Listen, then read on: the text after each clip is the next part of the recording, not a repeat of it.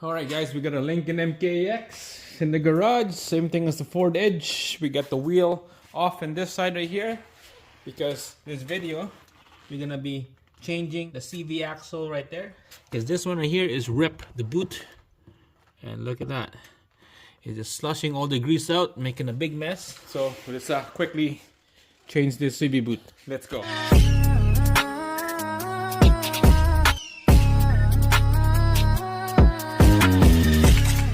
Alright, so our plan of attack, taking out this CB axle here, is first what we need is this socket right here, 35mm. That would go right there. And we got the 15 and 13 socket. Those two is 13 right here. And then 15 on the other side is the nut.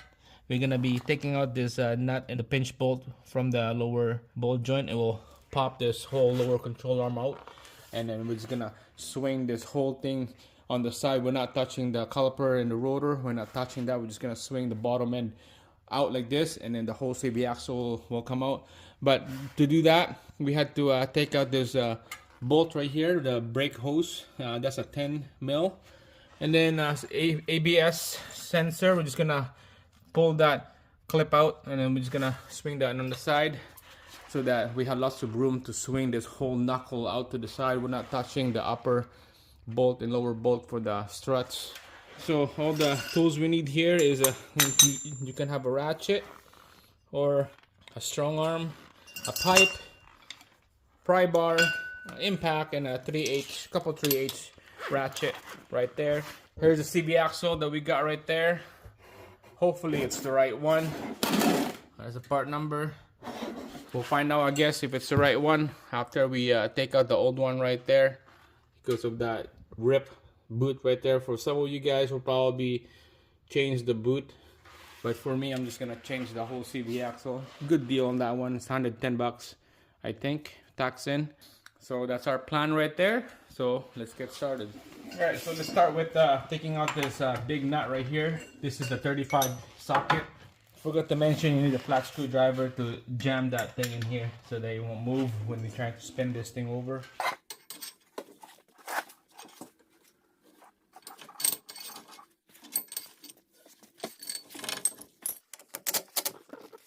Alright guys, we're underneath here. There's a lower bolt joint right there. Let's take out that nut. That's the 15 mil socket on this one. We'll grab some couple pry bars. The longer, the better.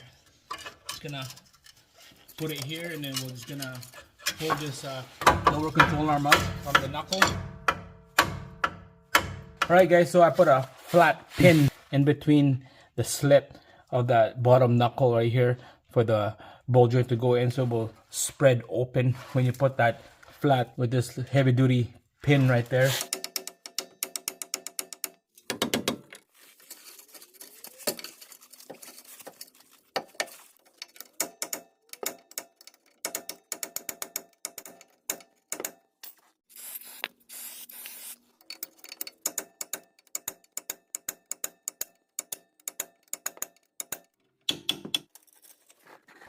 Right, so you can see that lower bolt joint is almost coming out. It's super loose now, but it's tough for me to lower that control arm down because of this sway bar links right here. So I took out that nut, so this links will detach, and now it's free.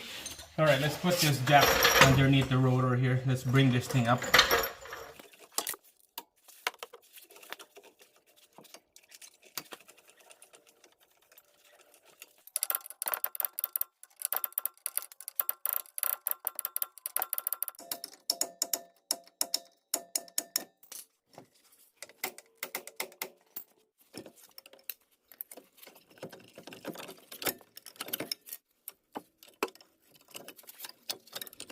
Alright guys, it's out.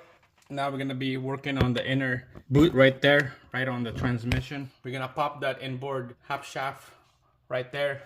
You have to go underneath the vehicle. Here's the inboard joint right there, and this is the half shaft right there. We're just gonna need a solid bar right here, and we're gonna hit it with the hammer. Okay, this is gonna be hard to see from that angle, but I got the rod right here, and then the hammer, and I'm gonna hit it.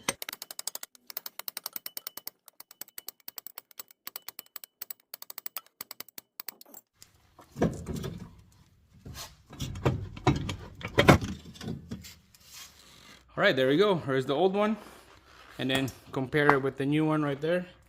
Make sure it's the right one before we install it. There's the ring, ABS ring, new nut. Looks good to me. All right, let's install it back on the hole.